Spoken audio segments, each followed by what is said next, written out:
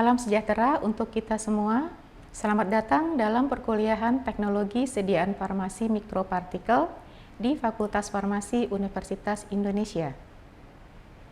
Bersama saya, Sylvia Surini, selama satu sesi ke depan akan memandu perkuliahan yang dilaksanakan secara daring ini. Modul Teknologi Sediaan Farmasi Mikropartikel ini merupakan modul pilihan yang diberikan kepada mahasiswa program Sarjana Farmasi semester 5. Dengan mempelajari modul ini, mahasiswa diharapkan mampu menjelaskan perkembangan, peran dan aplikasi sediaan mikropartikel di bidang farmasi, berbagai teknologi pembuatan sediaan nanofisikel mikro dan nanoemulsi, misal nanopartikel berbahan lipid dan logam, serta evaluasi dan karakterisasi produk yang diproduksi. Topik perkuliahan pada hari ini adalah pendahuluan aplikasi nanoteknologi pada bidang teknologi farmasi. Berikut adalah referensi yang dapat digunakan untuk mempelajari lebih lanjut topik ini. Setelah mengikuti topik hari ini, mahasiswa diharapkan mampu menjelaskan sejarah nanoteknologi, definisi nanoteknologi, nanofarmasi, dan aplikasi nanoteknologi pada formulasi farmasi. Saat ini, istilah nanomaterials, nanoscience, dan nanoteknologi sudah biasa kita dengar. Tidak hanya pada ruang lingkup riset, tapi juga ada pada kehidupan sehari-hari. Jadi, apakah nanopartikel itu? Secara alami, partikel-partikel nano sudah ada sejak terbentuknya bumi, dan terus terbentuk struktur-struktur nano atau partikel-partikel nano sampai saat ini. Meskipun baru ramai pada awal abad ke-20, namun sebenarnya pemakaian partikel-partikel nano sudah sejak zaman Romawi, yaitu penggunaan koloid emas atau colloidal gold. Juga sudah ada pada abad ke-18, tetapi saat itu digunakan istilah yang berbeda, yaitu colloidal dispersion atau dispersi koloid. Konsep partikel-partikel sangat kecil baru dimunculkan oleh Richard Philip Feynman pada ceramah ilmiahnya di tahun 1959, yang salah satu kutipan terkenalnya yaitu "There's plenty room at the bottom" menjadi paradigma awal konsep partikel sangat kecil atau nanopartikel. Secara sederhana, konsep ini mengemukakan bahwa ada suatu potensi yang sangat besar pada materi-materi kecil atau partikel-partikel yang sangat kecil. Karena konsep ini, Feynman mendapatkan hadiah Nobel bidang fisika pada tahun 1965. Namun, orang pertama yang menggunakan istilah nanoteknologi pada dunia sains adalah peneliti dari Jepang, yaitu Nario Taniguchi, pada tulisannya tahun 1974 yang menyatakan bahwa nanoteknologi terdiri dari pemrosesan, pemisahan, konsolidasi, dan deformasi bahan oleh satu atom atau satu molekul. Pada tahun 1981, Eric Drexler mengembangkan kembali konsep nanoteknologi bahwa atom-atom dapat merakit dirinya sendiri dan membentuk struktur yang lebih tinggi atau pendekatan bottom-up dalam pembentukan nanopartikel. Selain itu, Hari Kroto pada tahun 1985 dalam tulisan ilmiahnya di jurnal Nature mengusulkan struktur 60 atom karbon dalam bentuk pentagon dan segi 6 yang saling terkait yang berukuran nanometer. Struktur ini disebut buckyball, dan penemuan ini disebut dengan Buckminster Fullerene. Ada banyak sekali definisi ilmiah yang terkait dengan nanoteknologi dalam istilah sains, antara lain nanoscience, nanoteknologi, nanopartikel, nanomedicine, nanofarmasi, dan lain sebagainya. Nanoscience merupakan ilmu yang mempelajari fenomena dan manipulasi materi pada skala atom, molekul, dan makromolekul. Nanoteknologi adalah teknologi yang melibatkan karakterisasi, pembuatan dan atau manipulasi struktur perangkat atau device atau bahan yang memiliki dimensi ukuran sekitar 1-100 nanometer. Pengembangan nanoscience dan nanoteknologi memasuki pula ranah bidang pengobatan dan obat, sehingga kemudian dikenal istilah nanomedicines dan nanofarmasi atau pharmaceutical nanotechnology.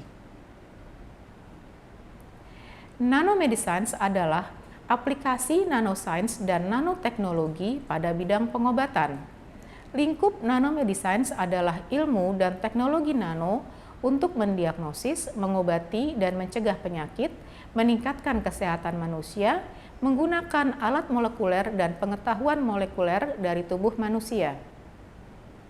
Nanofarmasi atau pharmaceutical nanotechnology adalah aplikasi nanoscience dan nanoteknologi pada bidang farmasi, baik sebagai material nanozat aktif obat maupun sebagai device atau pembawa nano untuk penghantaran obat, diagnosa, imaging, dan biosensor.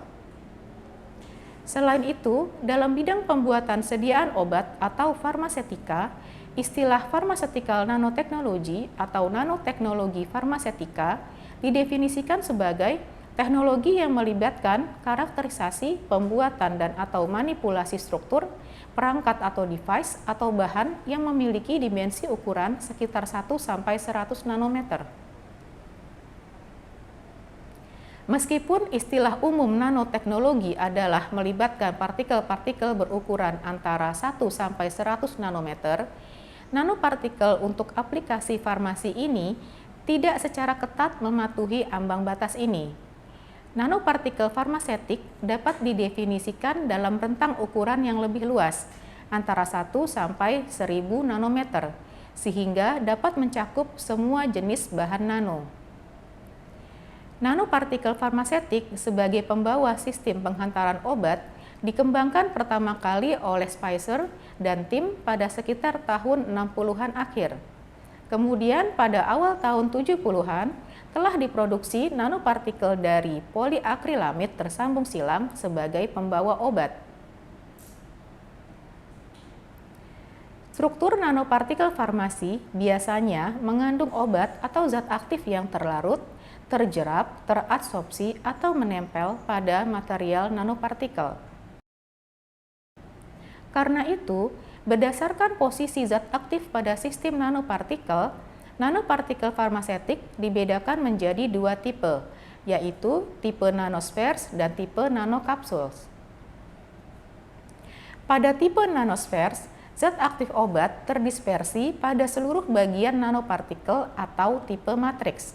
Sedangkan pada tipe nanokapsules, zat aktif obat terenkapsulasi atau tersalut pada bagian inti atau tengah nanopartikel atau tipe reservoir.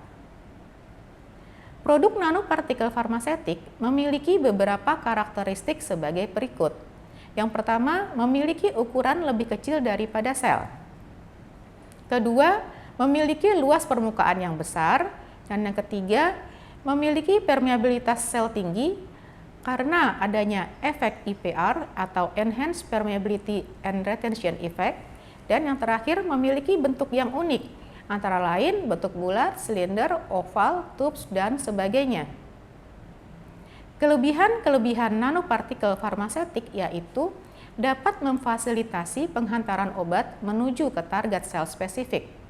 Oleh karena itu, dapat meningkatkan efektivitas obat, sehingga dapat mengurangi efek samping obat dan pada akhirnya dapat pula meningkatkan kepatuhan pasien dalam pemakaian obat. Jenis-jenis nanopartikel farmasetik.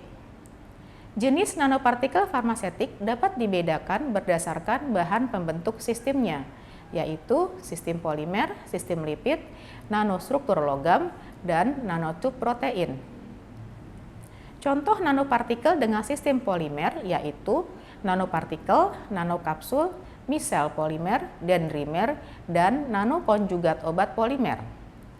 Sedangkan contoh nanopartikel dengan sistem lipid yaitu liposom, etosom transfersom, niosom, fitosom, nanoemulsi mikroemulsi, solid lipid nanopartikel atau SLN, dan nanostructure lipid carrier atau NLC. Contoh nanopartikel dengan nanostruktur logam yaitu nanopartikel emas, nanopartikel silikon, dan nanopartikel magnetik. Sedangkan contoh nanopartikel dengan sistem lipid yaitu nanotub protein. Berikut adalah gambar ilustrasi beberapa jenis nanopartikel, antara lain nanoliposomes, dendrimers, polymerics, nanocells, fullerenes, nanotubes, nanopores, dan quantum dots. Terakhir adalah beberapa contoh aplikasi nanopartikel di bidang farmasi, yaitu pertama untuk sistem penghantaran obat sitotoksik tertarget, kemudian untuk sistem penghantaran obat protein peptida, berikutnya untuk sistem penghantaran obat tertarget ke otak, selanjutnya untuk perbaikan bioavailabilitas obat, yaitu meningkatkan disolusi dan absorpsi obat, berikutnya untuk meningkatkan stabilitas obat, dan untuk aplikasi pada penghantaran transdermal, dan terakhir untuk formulasi sediaan topikal dan kosmetik. Demikianlah pertemuan pertama perkuliahan teknologi sediaan farmasi mikropartikel. Kita telah mempelajari tentang aplikasi nanoteknologi pada bidang teknologi farmasi. Pada pertemuan berikutnya, kita akan membahas mengenai teori, sistem, dan teknologi liposom. Terima kasih atas perhatian selama mengikuti perkuliahan sesi ini. Sampai bertemu lagi di sesi berikutnya. Salam sejahtera untuk kita semua.